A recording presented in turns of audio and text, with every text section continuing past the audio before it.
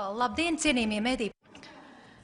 Good afternoon, dear representatives of the mass media. We are beginning the joint press conference of the Nordic and Baltic foreign ministers. It will take place in Latvian and in English and will be interpreted simultaneously and streamed on ministry homepage and on several other online media.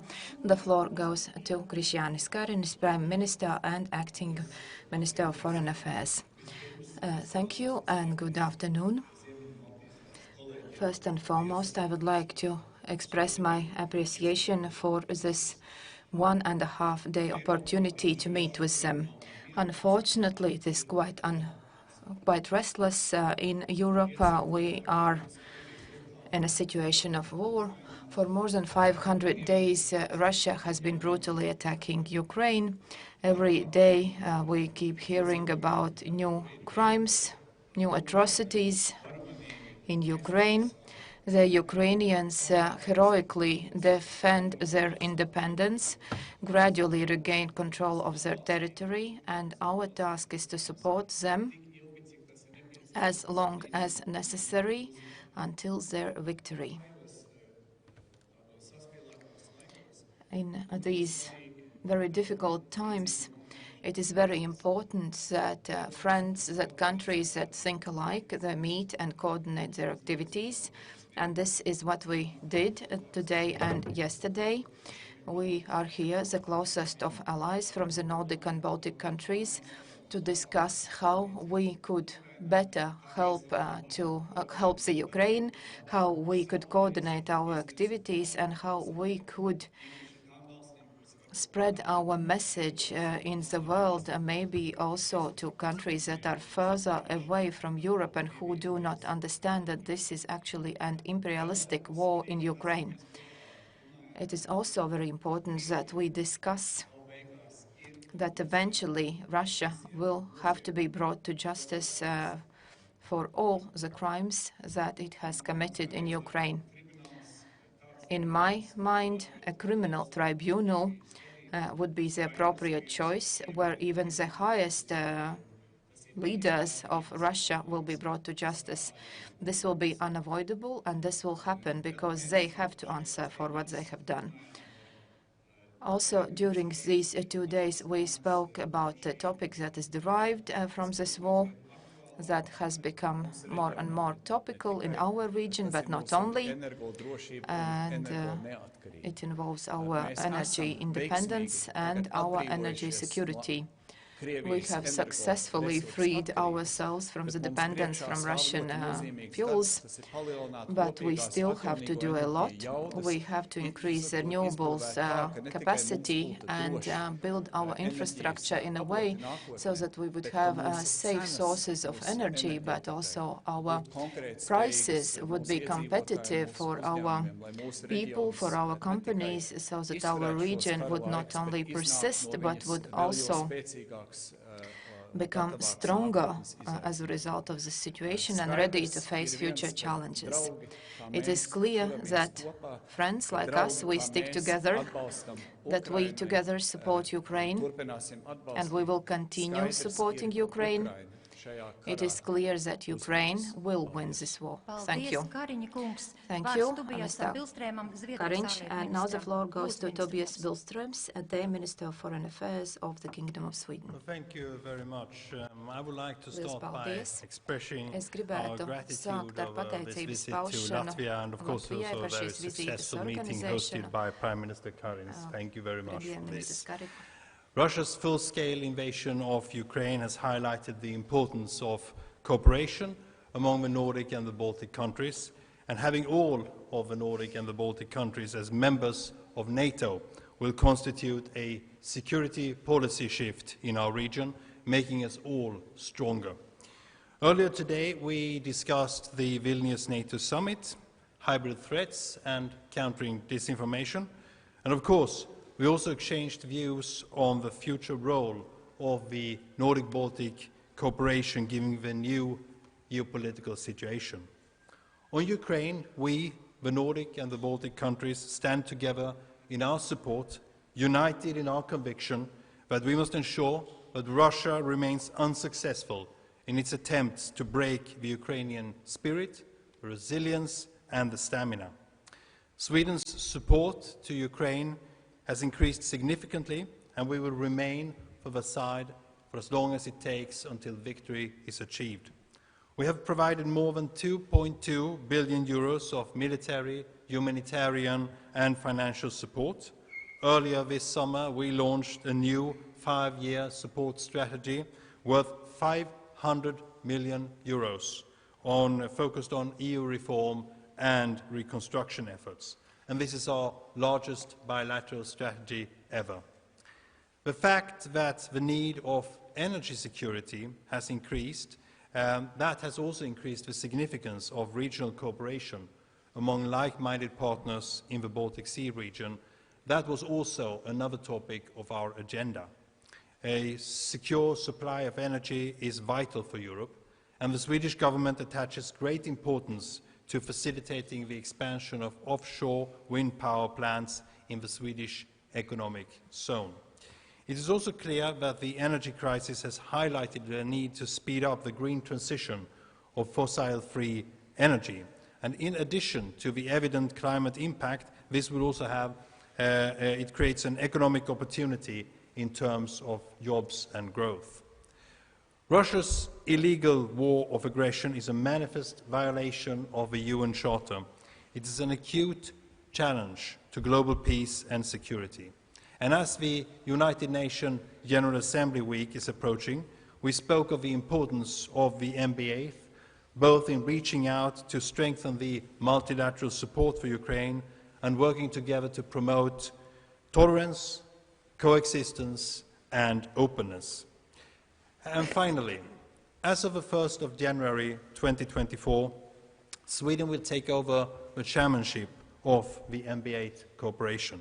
And we will continue on Latvia's path of deepening and developing our cooperation further. Thank you. Paldies Zviedrijas ārlietu ministram, vārds Gabrielam Landsbergim. Thank you. And now the floor goes to Gabriels Landsbergis, Minister of Foreign Affairs of Lithuania. Pleasure again to visit Latvia, and thank you so much for a chance to visit Cēsis. Not so often we have this chance to see more of Latvia. Indeed, it was very lovely. I would probably start with what Tobias ended his intervention, is that we had a chance to further deepen our trust and deepen the integration between the Nordic and Baltic countries. And I think that we're on a very good path to the future with forthcoming Swedish presidency, where we can still discover new areas of further integration for our 8 countries. We've definitely established that we're like-minded. We're definitely established that we see the same issues and same attitude towards geopolitical changes that are happening in our region. But I think that we still have a lot of path to cover, and I'm very glad that we are all on this path. When it comes to Ukraine, Prime Minister, you've mentioned, and Tobias said that as well, that we are with Ukraine till their victory. And we had a chance to discuss what that victory would mean and what we still can do in order for that victory to come sooner. But some of the victories are achieved not just on the battlefield. Some of those are political and diplomatic, where not weapons and soldiers speak, but diplomats. And a few of those that we have discussed is Ukrainian integration to NATO, their acceptance to NATO, their integration into EU, and their path towards EU, the question of accountability, which still has not been decided and set, and the rebuilding of Ukraine. All of those require our attention, and I'm sure that they will be also those victories that Ukraine will be able to achieve. And we are determined to stay with Ukraine until its victory. Thank you. Paldies, Lietuvas ārlietu ministrs. Thank you, Minister of Foreign Affairs of the Republic of Lithuania. And now the floor goes to Minister of Foreign Affairs of Norway. It's great to be back here in Riga, and thank you, Prime Minister, for hosting us. I remember very well my first meeting in the NATO family as a new foreign minister. That happened here in Riga in November 2021.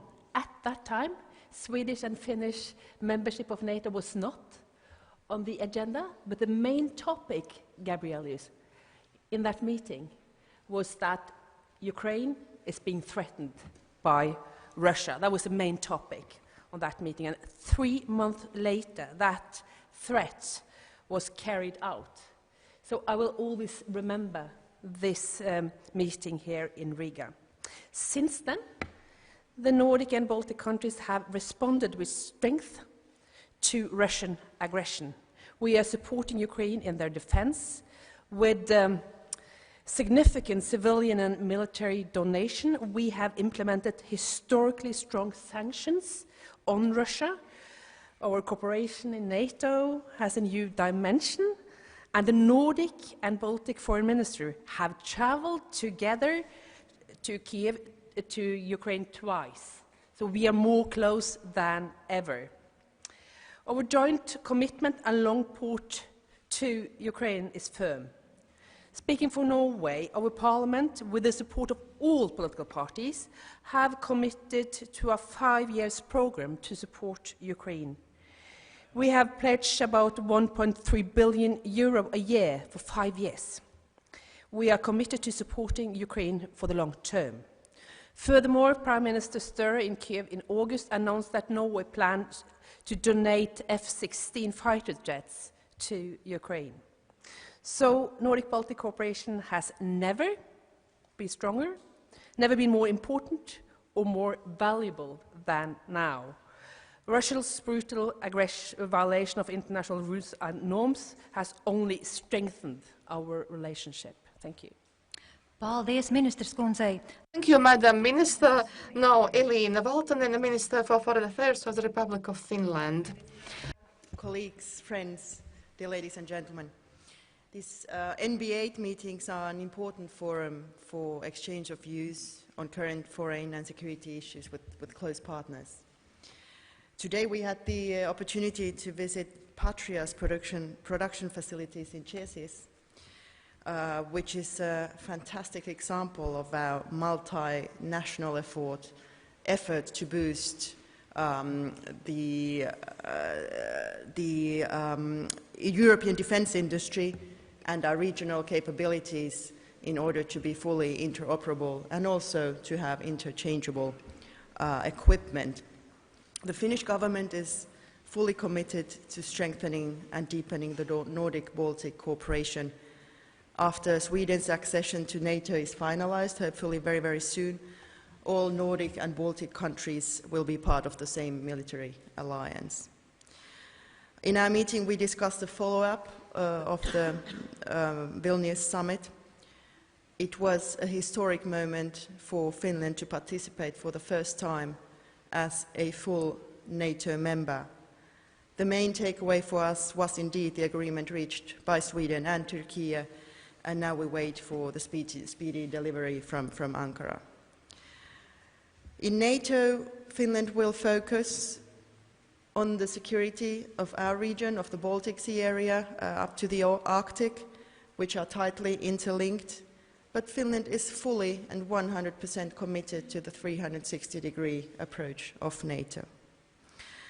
Comprehensive security, including countering cyber and hybrid threats, are of key interest to all of us.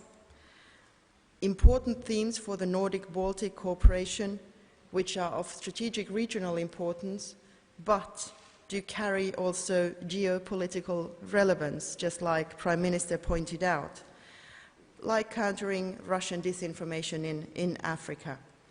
The upcoming Anga Week is an opportunity to strategically foster and develop partnerships with third countries. The NB8 countries have an important role to play in this. And finally, it is vital that Ukraine continues to receive strong support. The Finnish Prime Minister Petteri Orpo was in Kiev just 2 weeks ago. Finland will continue to support Ukraine with defense material and with all possible levels of aid, as we have. So far, we have committed 18 defense material packages amounting to 1.3 billion euros. In total, our aid amounts to 1.8 billion euros. Finland's unwavering support continues for as long as it's needed. Paldies, ministrs kundze. Vārds Tordīsai Kolbrunai Gylfadottirai Islandes. And thank you. The floor now goes to Tordís Kolbrún Gylfadóttir, the Minister for Foreign Affairs of Iceland. Thank you, Prime Minister Karins, for hosting us in your beautiful country and for organizing and chairing this meeting. Latvia is a vibrant society, and it's been very nice to witness that, even though it's only been 2 days. So thank you very much. Ukraine remains at the forefront of our discussions, as it should. I have been very inspired by our friends here in the Baltics. They are the countries that know the Russian threat best, and many things might be better if these countries had been listened to sooner. I don't think it's controversial to point this out. This group of countries, the Nordics and Baltics, can make a difference. Iceland has a small population. Even in this group of countries, they are often considered small also in other settings. But we are all countries that rely on international law, and we all have a credible story to tell. We are all advocating for a world where all states are defended by the international system. We are countries that believe in multilateralism, where all countries, large or small, are allowed to have their voice, and we all want a world where the big powers cannot force their influence on their neighbors. And let's not forget, for most of the countries standing here in this group, that neighbor is certainly not the one you want to have influence on you. I believe that together this group of countries can have an outside influence, and sometimes this can simply mean that we have enough self-confidence to be creative in our approach when we work together to make a difference. These are critical times for the international system. These are times that require both hope and realism. They require leadership and the willingness to think outside the box. And this is not the time for business as usual. I think that this group of countries can do some good, and if we can do some good, it is our duty to do so. This meeting has been a great reminder of how aligned we are, so thank you again, Latvia, and thank you for the meeting. Paldies, ministrs kundzei. Vārds Andersam Tangam. And now the floor goes to Anders Tangs Friborgs, the Under Secretary for Foreign Policy of the Ministry for Foreign Affairs of the Kingdom of Denmark. Thank you very much for your hospitality and for great organization of this meeting. My Foreign Minister, Lars Løkke Rasmussen, participated yesterday, but I've had the honor of being the stand-in for the second day, and it has been a great pleasure. I think as one of the last speakers and as a non-politician, I thought maybe just to add on the Nordic-Baltic cooperation that is not only close at minister level that has been seen, I mean, the last 2 days, but it's also something that goes throughout our entire system. At my level, the Nordic-Baltic group is our closest colleagues. It goes for many of our colleagues throughout the system. It is the ones we consult with the most, and we feel increasingly close in this cooperation, so I think that's very important. On substance, only to echo what others have said, with the geopolitical changes and with Finland and soon Sweden being part of NATO, the Baltic Sea region has only become even more important, and Denmark is very much committed to the security of the region. The discussions the last 2 days on energy security, on the follow-up to the NATO summit, and in Ukraine has been good. On the Danish side, on Ukraine, like others have said, it's a high priority for Denmark. We have been fully committed. We have created a Ukraine fund with $5 billion US dollars over the coming years, both with military support, development support, and support for private sector engagement. And the donation of F-16s and the training is also a key element of our commitment that will last to the end. Thank you. Paldies, Friborg kungam. Vārds. Thank you, Mr. Friborg. And now the floor goes to Kilika Celeste Elling, Under Secretary for Political Affairs, Ministry of Foreign Affairs of the Republic of Estonia. ministers, it has been also a pleasure for me to be a stand-in for my foreign minister who had to leave this morning, unfortunately. It's a great pleasure to be here. Let me also just congratulate Latvia on an excellent meeting, but also on keeping and developing further Nordic-Baltic cooperation during this whole year. It has indeed been very good. And the timing of this meeting, I think, has been excellent because we're at the start of yet another new diplomatic season with a lot of very important events and decisions coming up in the next several months, not least the UNGA week that was mentioned before, but also important decisions with regard to EU and NATO. And indeed, we see that Nordic-Baltic cooperation in international fora brings added value and maximizes all of our voices, and we're very grateful for that. Ukraine, of course, supporting Ukraine militarily, politically, economically, on their Euro integration path, all of that will remain a high priority for Estonia also in the months to come. So thank you very much. Paldies preses konferences dalībniekiem. Thank you to the participants. And now it's time for media questions. When you ask questions, please state your name and the media you represent, and you can ask questions in English or in Latvian, and please use the mic. Aaron Ceglītis, Bloomberg News. My question is to the Swedish Foreign Minister. At the NATO Vilnius summit, you said Sweden had a clear agreement with Turkey that NATO accession will be done as soon as possible. Do you still think Turkey is adhering to this agreement? Thank you very much for the question. Yes, as you said, we have an agreement with Turkey. The protocol will be sent to the Grand National Assembly, and they will work closely with the Assembly to have it ratified. Finalizing Sweden's accession is of great importance for the security of both Sweden and of NATO. And from our side, we are ready. Sweden will also continue to uphold the our commitments that we made within the trilateral memorandum that was signed during the summit in Madrid last year. So yes, we are completely ready, and we are waiting for the ratification process to start in Ankara. Paldies. Vai būtu vēl kādi jautājumi? Thank you. Any other questions? Mr. Kaja, please name your media and the addressee. International Spanish Language News Agency, EFI. My question concerns an issue that's been raised about supplying certain military supplies to Ukraine, ammunition. Do your countries participate in this, and do you see the possibility to increase the supply across the EU as a whole? Also on the issue of weapons, not only F-16s can be used, but Sweden has the Gripen aircraft, and I think Finland may still have some F-18s that is replacing with F-35s. Where do you stand on supplying aircraft other than F-16s? Well, thank you very much for the question. As for the first part, well, we believe that we should continue to provide Ukraine with the ammunition that is needed to fight the war, and I'm very pleased that Sweden, during our EU presidency, were able to work out an agreement with the effect that EU is now able to provide Ukraine with 1 million artillery shells, which is a great achievement in itself. However, the production has to speed up, and we have to continue to work along the same line. As for the Gripen, well, I'm very pleased that training of fighter pilots is now underway. Evaluation needs to be done, of course, from both sides after the completed training. And Sweden is also part of the F-16 coalition in defense of Ukrainian airspace. Thank you.